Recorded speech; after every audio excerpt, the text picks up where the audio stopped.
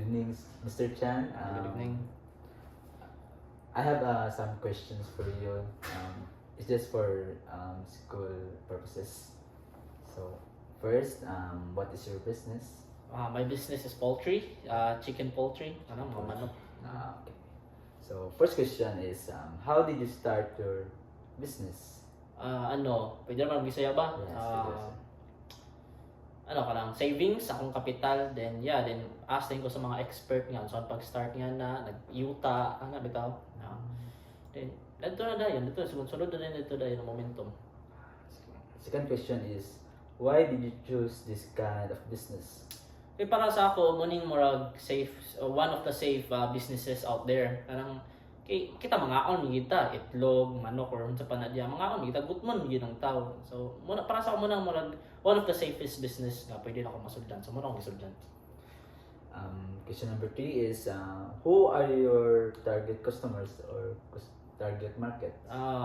Mga vendors sa marketplace, mga uban pa nga nangyandan kada bitong murag second si tawagan na niya murag kung sa wifi pa na murag mga repeaters ba mga murag ito maka-extend sa imong kuan.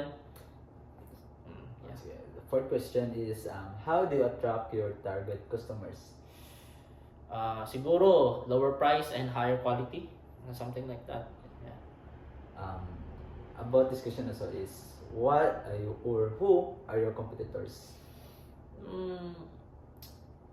Mga pareha pod utok sa ako nga binilag safe nga kuan ni siya nga na pero goods man sa lang among kuan competition dili siya kanang grabe ka more than Dili siya dirty. Di siya dirty mo siya na siya kuan sportsmanship yapon or something like that ba na. Nice siya.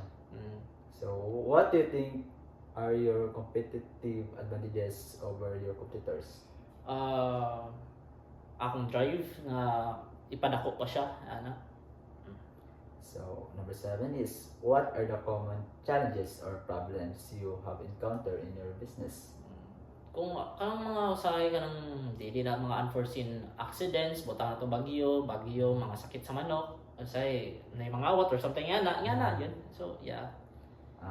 Number 8 is, how was your business during the pandemic period? Low yun siya. Kay katong ay kanang isolated kayo. Tuwad kabantay mo daghan kay businesses na sira ato tungod lang sa pandemic. Apil na mi dito pero dili gyud kanang na close gyud mga 1/3 sa profit nawala. Ay 1/3 mga 2/3 na. So with the high inflation rate and difficult economic situation that our country is experiencing nowadays, is your business income affected? Yes. And also how?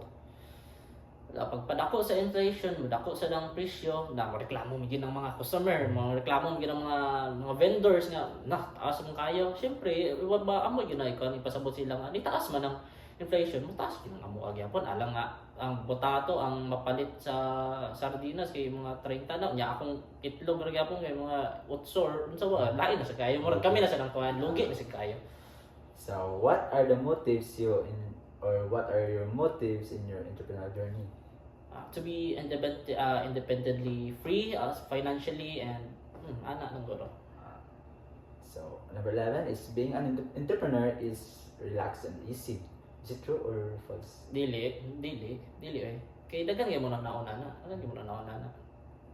So being an employer is better than being an employee? Yes. Is it true or false? Yes, although mas harder kay ikaw pa mag build sa imong foundation, imong system, how it works, na build from scratch kaysa ka nang magsulod ra ka nga employee nga nananatanan, igo lang kamo mubuhat sa sige gipabuhat sa imo, pero mas sarap yun ang ikaw nag-control sa imong own murag destiny ba. Yes. So how much is your monthly income, or you just say how many digits? Monthly income butang ato 60 to 80. 60 to 80. 60 to 80. Right? Well, there is the minimum 60, 80 ang maximum. Okay. So what is your long-term vision of your business? I-diversify guro na ako dili ra sa poultry, ibutang ako sa planting o uban pa nga kay ang planting isa pa na sa mga safest investment, then basin mag real estate or something pa. So, last question. what can advice for the aspiring entrepreneurs? Just believe in yourself, tas padayon ng gyapon. Kay namagita ng challenges, padayon ng gyapon. Thank you, Mr. Chan. Yes, sure. Sure.